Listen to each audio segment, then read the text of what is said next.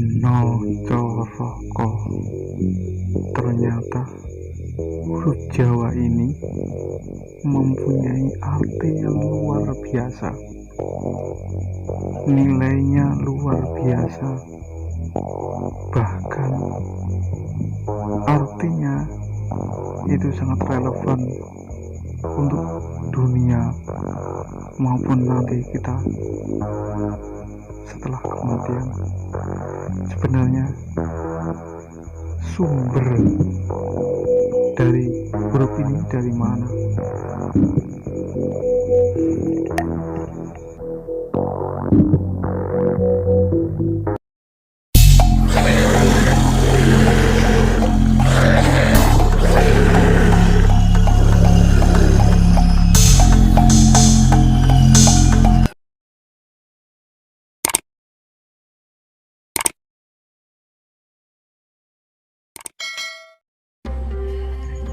Setelah kedua abdinya terbunuh karena yang satu mempertahankan keris, yang satu ingin mengambil, maka Prabu Ajisaka mengasingkan diri atau uzlah atau semedi untuk menebus dosa-dosanya. Maka Prabu Ajisaka mengadakan semedi atau membersihkan diri dari dosa-dosa dengan meninggalkan kerajaan dan kemewahannya. Beliau pergi ke Pulau Majete untuk menyendiri, menjauhkan dari keramaian kemewahan dunia dan ingin menebus dosa-dosanya. Maka di dalam persemedian itu Prabu Ajisaka mendapatkan wangsit untuk mengajarkan huruf Jawa dan tahun Jawa. Inilah betapa besarnya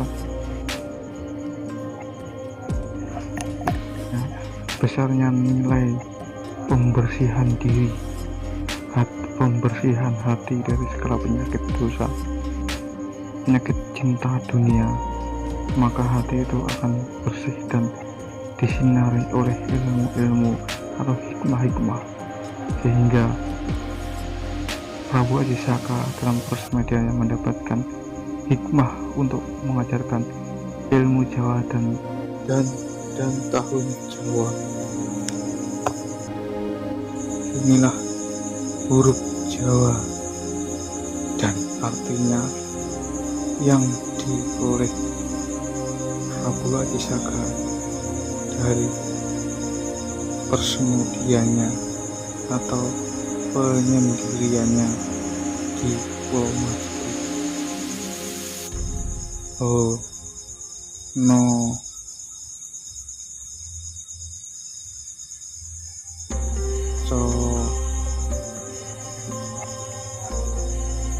Hono Coroko. Mungkin kalau kita ketahui tulisannya cukup sederhana, tapi artinya luar biasa. Hono Coroko artinya ada kisah, ada kejadian, ada tulisan apa yang tertulis oleh Tuhan. Tiada bisa mengubah atas natural dibalik yang tertulis tersurat. Ada tersirat, ada arti dibalik itu. Inti dasarnya ada hakikatnya.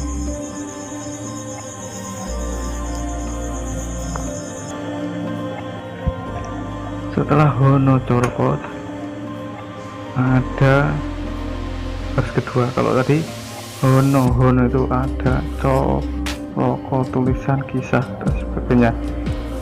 Sekarang yang kedua Do To So Wolo. Doto itu kalau bahasa Indonesianya mungkin itu adalah duta, utusan. Ini menggambarkan kedua utusan Prabu Ajisaka yang terbunuh saat mempertahankan keris dan ingin mengambil keris Prabu Ajisaka. Artinya ada tulisan yang sama-sama jujurnya akan tapi salah paham dan menimbulkan gugur kedua-duanya. Hidup di dunia ini ada urusan-urusan yang dicintai Tuhan, akan tetapi sedekat-dekatnya utusan dengan Tuhannya hanya sebatas usesan. Tiada yang berkuasa bisa menentukan keputusan untuk makhluk hidup, yang menentukan adalah Tuhan. Tadi Doto Sowolo ya, bahwa Doto, duta, utusan itu tidak bisa menentukan dirinya sendiri, karena kematian itulah yang menentukan hanyalah Tuhan atau Allah. Manusia tidak bisa menentukan ya. Sekarang huruf Jawa yang ketiga, bait yang ketiga, mogo podo joyonyo,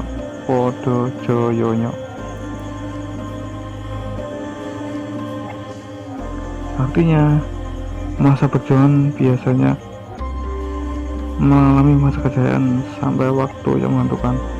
Bagi manusia, suatu waktu akan mengalami kejayaan sedikitnya yang pada akhirnya mogo botongo, kejayaan itu akan berganti milik orang lain, dan begitulah perjalanan hidup manusia.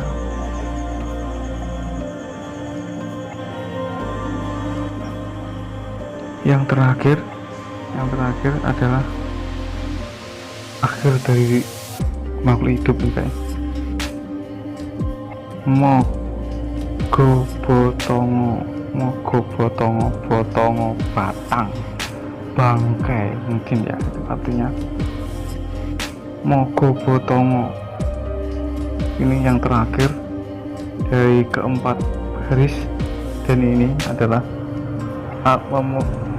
merupakan arti atau hasil makhluk hidup di muka bumi, yaitu kematian.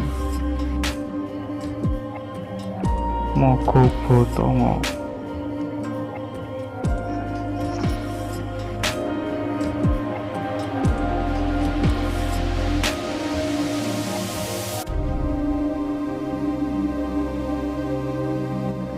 Artinya menjadi batang atau mayat kembali pada akhirnya semua makhluk hidup akan menjadi mayat kembali. Hanya Tuhan yang tidak pernah mati dan maha kekal abadi, yaitu arti dari barang mogo botongo.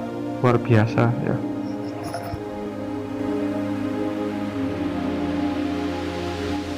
Selain mengajarkan huruf-huruf Jawa, Prabu Ajisaka juga mendapatkan ilham untuk mengajarkan tahun perhitungan dan hari Jawa.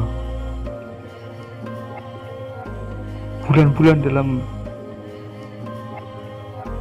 Jawa, dalam tahun Jawa, ada Safar, ada Maulid, ada Bodo, ada Besar, ada Suro, Safar dan sebagainya.